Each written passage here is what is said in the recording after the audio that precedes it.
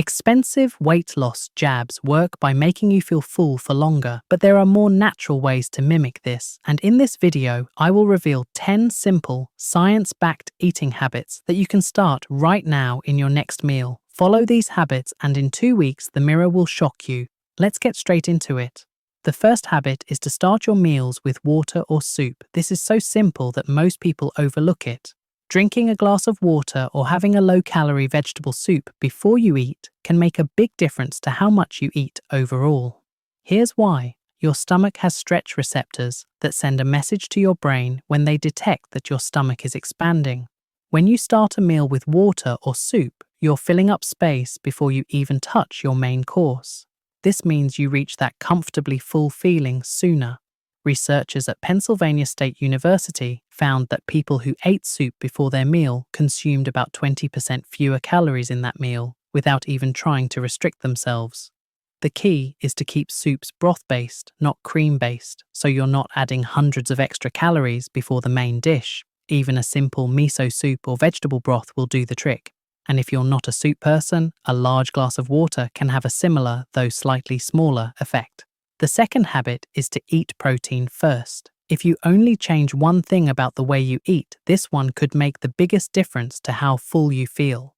Start your meal with a few bites of protein. That might be eggs, fish, chicken, tofu, beans, or Greek yogurt. Protein is the most filling macronutrient, and it works on multiple levels. First, it stimulates the release of satiety hormones like GLP-1 and PYY, which signal to your brain that you're satisfied. Second, protein slows the emptying of your stomach, so food stays in there longer and keeps you feeling full. And third, it has a higher thermic effect, meaning your body burns more calories digesting protein compared to carbs or fat. In a study where people ate protein before carbohydrates, blood sugar levels rose more slowly and hunger was reduced for hours afterwards. So next time you have a meal, take a few bites of your chicken, fish, or tofu before you touch the bread, rice, or pasta.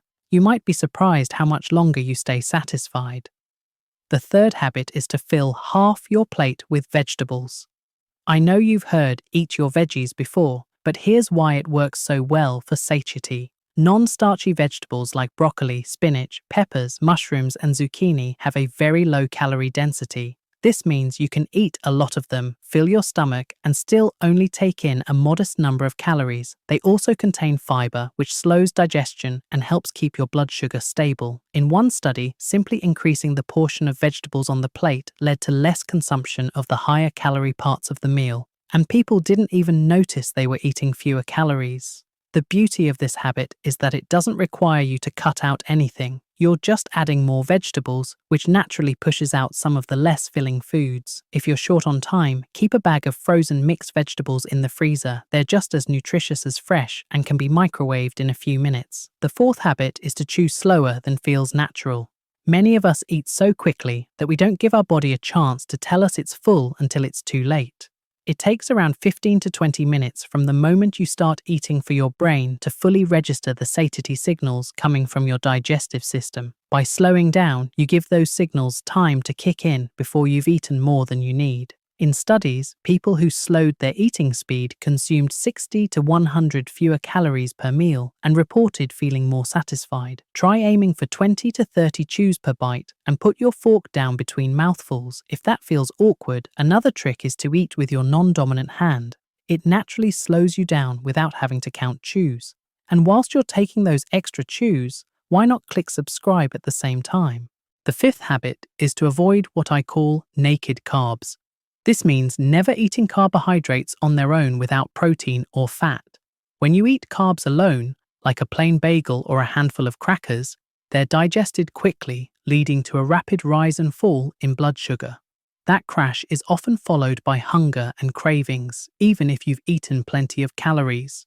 By pairing carbs with protein or healthy fats, you slow down digestion, keep your blood sugar more stable, and stay full for longer. For example, have an apple with a handful of almonds or whole grain toast with peanut butter. In clinical trials, eating protein before carbs reduced post-meal glucose spikes and improved satiety for hours. So the next time you're about to grab a plain piece of bread, think about what you can add to it to keep you satisfied. The sixth habit is to pre-portion your snacks.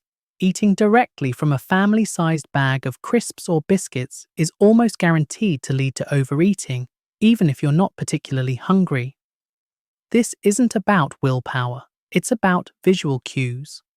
Larger packages can override your body's natural satiety signals, making you eat more without realizing it. In one study, people given large bags of snacks ate 28% more than those given smaller pre-portioned packs, yet both groups reported the same level of satisfaction. The fix is simple. Pour a portion into a small bowl, put the rest away, and then enjoy your snack. This works equally well with healthier snacks like nuts, which are easy to overeat when eaten straight from the bag. The seventh habit is to delay second helpings by 10 minutes. This one is incredibly simple but surprisingly effective. When you finish your plate, wait at least 10 minutes before deciding if you want more. This pause allows satiety hormones like PYY and GLP-1 to peak, which often makes you realize you're actually full. Without this wait, you're making the decision while your body is still catching up to what you've eaten. During those 10 minutes, you can chat, clear the table, sip a hot drink, or simply relax.